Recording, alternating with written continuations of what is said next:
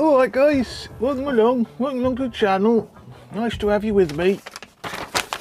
How's that? A bit more H2 in there. You love the H2, don't you?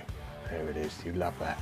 You love that, Violet. You love it, don't you? Welcome along, ladies and gentlemen. It's lovely to have you back in the garage. The end of the year is approaching fast, and this year's been an interesting year. Let's put it like that, hasn't it? This year I've ridden an amazing amount of bikes, considering the circumstances, considering we've been in lockdown till, when was it, May or something like that. I've managed to ride, would you believe, 21 new motorcycles this year. So 21 bikes I've ridden.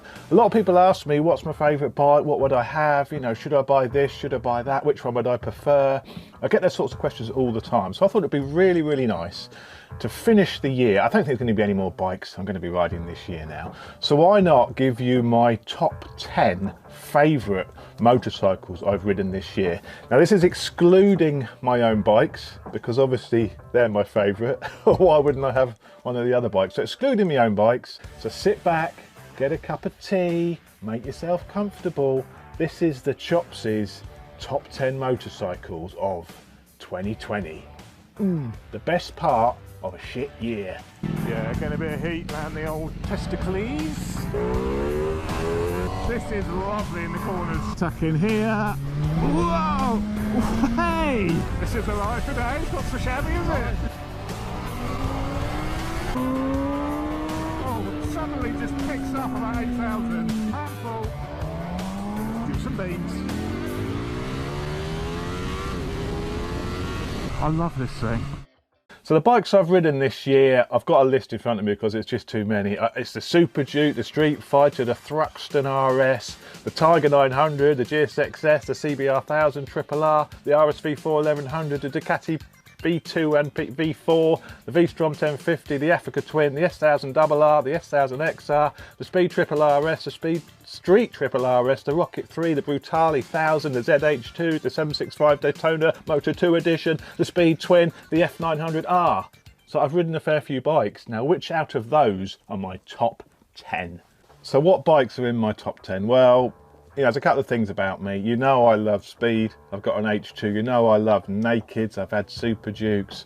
I've got the 690 SMCR behind me there. And the Ducati Hypermotard in bits spread around the garage. So, you know, that's the sorts of bikes I love. That's the bikes I own. So this is my list. This is what I would buy. So starting at number 10, the bike which is number 10 in my list. Out of those 21 bikes, to get into my top 10 is pretty good. And then number 10 is the Thruxton RS. I'll give you a little insight. This is my only retro styled bike in my top 10. I really enjoyed the Thruxton. It's one of those bikes I rode which took me by surprise at how good it was. It's got performance, it really goes well, it handles, it looks amazing. Attention to detail and finish on that bike is also incredible. So at number 10, the Thruxton RS. It's so stable. Around the corners it's so stable. You get your line set up and it'll just, you know, it gives you everything you need really around the twisties. All the feedback you need, all the stability you need, all of the confidence that you need to really have some fun. At number 9 on my list we have the new CBR 1000 RRR SP. A bike again, I really like that. I love sports bikes, even though they're not the most practical things on the street.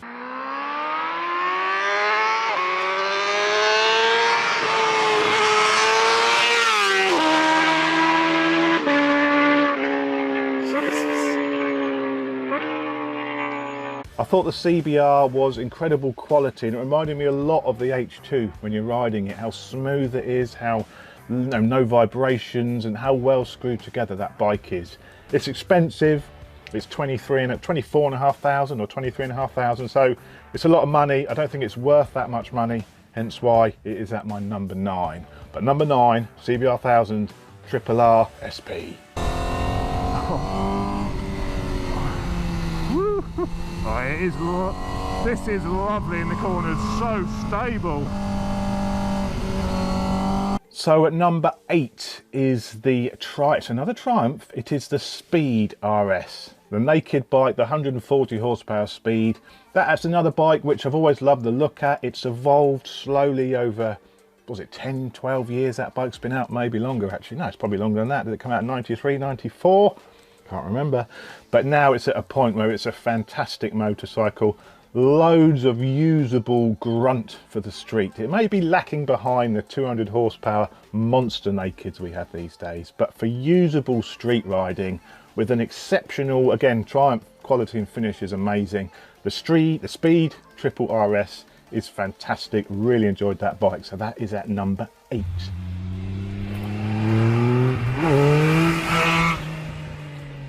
At number 7, I didn't actually ride the new Tuono this year, but I did ride Womble's 2017 Tuono. So the Tuono makes an entry into my top 10, but only at number 7. Number 7, yeah, number 7. The Tuono V4 at number 7. Christ, what sort of bikes have we got in the top 5, for heaven's sake? The reason the Tuono is at number 7, I don't know. It seems like it should be higher now. Yeah, as I say, the Tuono at number 7, I don't know. Tuono at number 7? I've got it twice. I've got the Tuono twice in my list. That's the trouble. I've got 11 bikes here. 1, 2, 3, 4, 5, 6, 7, 8, 9, 10, 11. I've got a top 11 here. That's the problem with this. Oh, you idiots. Well, it's a top 11 now because that's what I've got, 11. So the Thruxton was at number 11. The triple RSP was at number 9. The Speed was at number 8. No, it was at number 8. Oh, well, this is a good start, isn't it? This is brilliant, this. Cock this right up already. Take him out of there. You're not there. So I think I've sorted it. Tuono's so good, it's in my list twice. At number 7, it's another sports bike. It is the Panigale V2. Now this is the only Panigale in my list. The V4 is not in my top 10. I found the V4 just too much for the road and too expensive.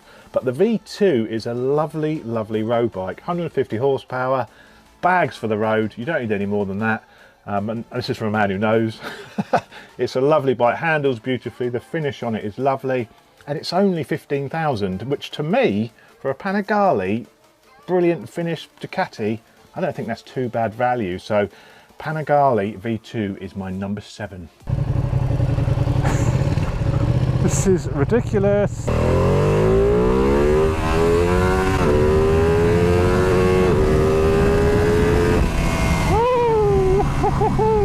Number 6, so just outside of my top 10, and this is a bike which is fantastic. It's a bike I've nearly bought several times and it's only coming in at number 6. The main reason for this, because I didn't ride the new bike this year, so I haven't ridden the new one. So the only one I've ridden this year is Womble's 2017 Tuono, and that comes in at number 6. I love the Tuono. I'm a bigger guy, so the Tuono is a little bit of a small bike. And that's the only thing which really stops me buying one. It's just quite a compact machine, and being an 18.5 stone monster 6'2", I just look too big on it. That's really what stopped me buying one all along. The engine's fantastic. The later one is better. The one with the electronic suspension is a definite step above the 2017 version, but the 2017 version Tuono, which is what I've ridden this year, comes in at number 6. Sorry, Womble, your bike's only number 6, mate. Because it's rubbish. So now, the all-important top 5. What are the top 5 bikes I've ridden of 2020? So coming in at number 5, it's another Triumph. Can you guess what it is? It's the Triumph Rocket. This is the ride for today. It's not so shabby, is it? Isn't it? Not too shabby. There's a bridge here, I think, isn't it? Yeah, there's a bridge here. Yeah, he's a tight and twisty to test these big old girls on. If they can handle this well, then you can handle anything, can't they? The Rocket is another one of those bikes which really took me by surprise. A bit like the Thruxton, you know, I wasn't expecting these machines to be as good as they were. The Rocket is a 2.5 litre, 170 horsepower, 220 newton meters of torque. This thing is fast. 3, 2, 1, go!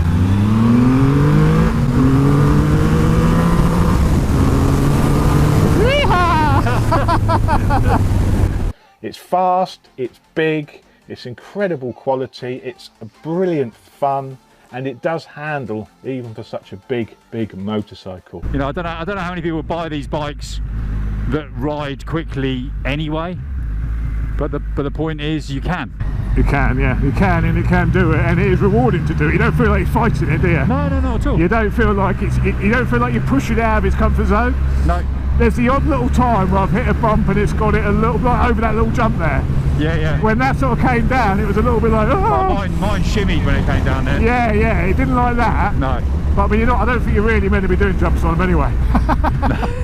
The Rocket really impressed me with how good it was. I think me and Greg both absolutely loved it, and it's definitely a bike I could see myself owning at some point. When I'm too old, too decrepit to ride the H2, probably in a couple of years, I think a Rocket would be an amazing alternative to something which is just a little bit special. The finish on it is incredible. When we part those bikes up together, when we buy both of them, the amount of attention we got, people asking questions, it's just a beautiful machine, fantastically engineered, and a bit like the H2, it's just because we can. It's one of those motorcycles. It's an engineering marvel. You know, we've ridden so many bikes and owned so many bikes, haven't we? You know, supermotos, naked, super naked, sports bikes, and bizarrely, they're as much fun as all of those. Yeah. And I'm really surprised. There's a little bit of everything in these, isn't there? There's a little bit of supermoto, a little bit. There's a sports bike. You know, it's a combination of a lot of different bikes. Number 4, we have another sports bike. Now this is a bike again I could potentially see me owning if I didn't have the H2. This would be my sports bike of choice for the road. Can you guess what it is yet? No, Chops, do not do Rolf Harris or Jimmy Savile impressions, for heaven's sake. But can you guess what it is? It is, of course, the BMW S1000RR. So this is my ultimate road sports bike. It's incredible. The S1000RR is the epitome of what a good road bike should be. All of the creature comforts you need on the road, cruise control, heated grips, a comfortable riding position, not too far forward, you know, just a really good road package. You know, all of the turn-by-turn navigation. The Panigale V2 is a brilliant bike, so's the V4, but as a road bike, they're missing the essentials, and that's what the S1000RR and what BMW has brought to the party with that bike. This is the ultimate sports tourer. Yeah, sports tourer. This can turn from a focused track machine to a comfortable sports tourer on the fly at the press of a button, and that is why I love this thing. Not only is it an incredible road bike, it's also phenomenal on track. I mean, I've not taken it on track, but you've seen all the track tests on that machine. It goes and handles as well on track as it is practical on the road. I don't quite know how BMW have pulled it off with that bike, but it just is amazing, and that's my top 4 bike. It's not perfect. I think some of the quality and fit and finish on it could be a little bit better. If it was, it might be further up my list, but it's at number 4 at the moment, and an incredible sports bike for the road. Pop it in dynamic when you do come for a couple of twisties. Quick shift and blipper is also incredible. As I say, the bike is just telepathic with the handling. So stable as well, you know, so confidence inspiring. I love this thing. So it's the top 3. Things are getting exciting. What could they be? What on earth could Chopsy have put in his top 3? We know he's a bit of a hoonigan. What would he have? Is it something ridiculously fast on the road? Is it something comfortable? Is it something to do mileages on? Is it a GS? No, do not worry. There is no more GSs or anything BMW in my top 3. So number 3, it is another sports bike, and this time you're going to be surprised at this one because it's a bike I actually said I'd take the S1000RR over, but this bike is such good value. When we did that comparison with Greg, I said I'd take the S1000RR over the RSV4 1100 because there was no money involved, it was just bike. The RSV4 is incredible value. It may be 22, oh, RSV4 is my number 3 by the way. It may be 22,000 list, but you can pick these bikes up for about 17 grand, brand new, this year's model. A phenomenal, amazing bike. Yeah, it's not as practical on the road as the S1000RR, but it's just a thrill. It's the epitome of a fun road bike. That machine is just so punchy. The quality's there, it's amazing. It sounds, it's the best sounding motorcycle on the road, end of. 0 to 60, well not 0 to 60, we'll do a rolling one. But first gear to 60. I hope this has got anti-wheelie turned on. Yeah, it's got all that. Oh, this had as well. Yes, I know. Yeah, some of this is anti-wheelie too, yeah. Well, hang on then. Oh, let's do a lot. So, 3, 2, 1, go! Sorry, I had a bit of head start there.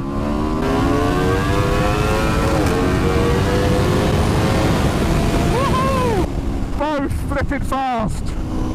Yeah, the bike needs a bit of an update, and maybe there'll be an announcement of a slightly updated one for next year, who knows. But that model is still fantastic. If you're worried about if it looks dated, just stick some LED bulbs in the thing, and that's all it needs.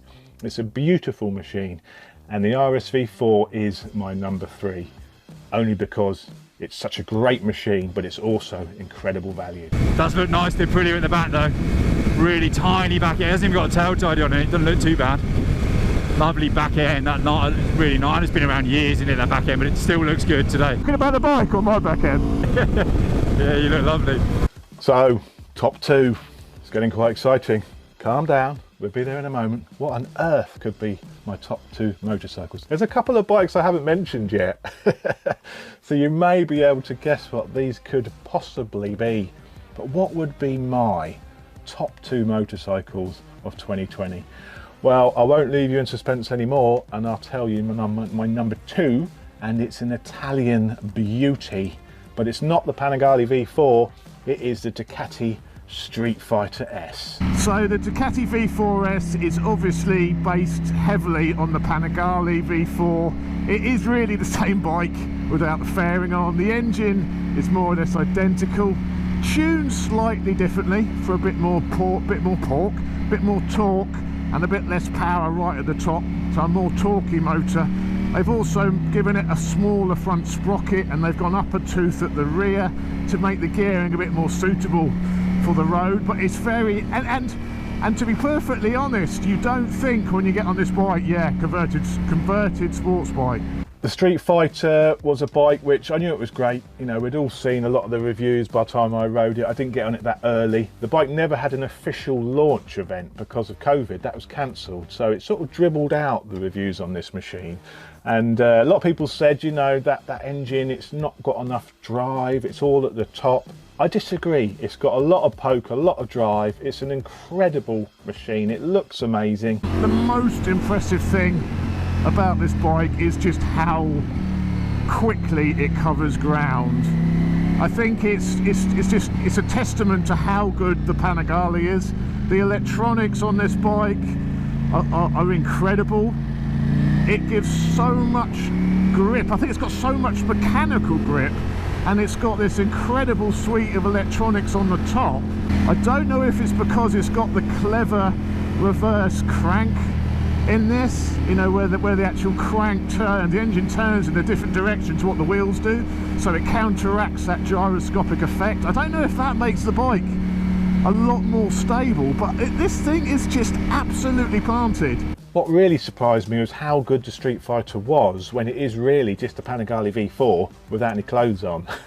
Normally, if you just dump the fairing off a bike and turn it into a naked, it doesn't really work, and there's some compromises. But the Street Fighter, you wouldn't know it was just a Panigale V4 without the fairing. The only reason you might realise that is because, and this is my only criticism of this machine, and perhaps why it isn't my number 1, is it's just a bit too easy to ride. It's all a bit too controlled, you know. It won't wheelie unless you really abuse the throttle. So it's almost too good.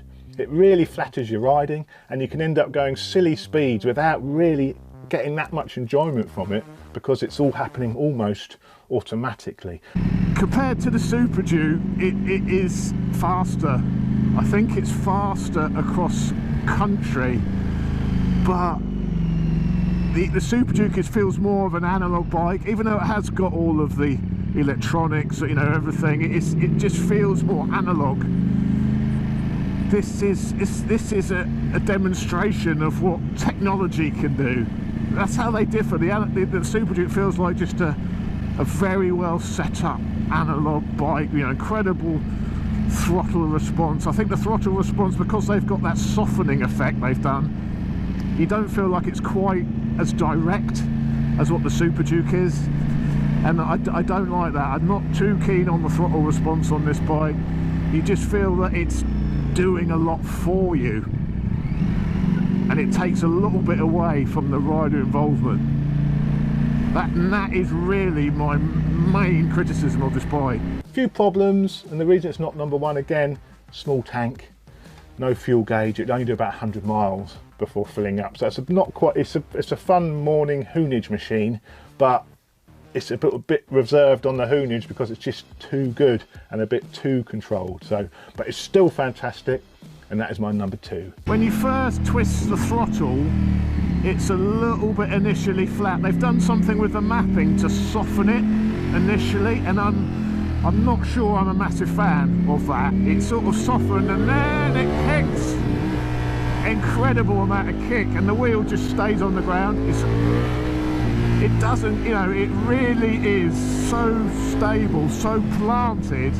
Number one, drum roll please. Oh, we'll put a proper drum roll in. Number one, drum roll please, Chopsy. This is a bike I love. It's a bike which, well, I knew it was going to be good, and it did not disappoint. It's from a brand which I know make incredible motorcycles, and I've owned a few of them. I've owned one at the moment. This bike is a bike where I was that close to selling the H2 and perhaps purchasing one of these because I really enjoyed it. It's a bike which is an absolute hooligan, a bit like me, so we go together quite well. It is, of course, the one and only KTM Super Duke R.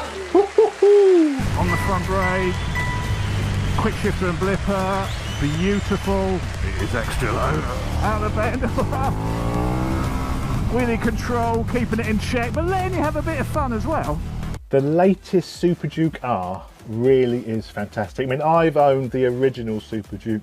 I've put a lot of money in my original Super Duke, trying to fix the things which weren't perfect with the bike new. The new Super Duke, honestly, you could buy it. You don't need to do a thing to it. It's so well set up. It's so well fueled. If I bought one of those, I'd probably just change the end can on it, and really, probably, I know it's me we're talking about, I'd leave it alone because it really needs nothing. There's stuff you could do to it to cosmetically improve it, but it needs nothing.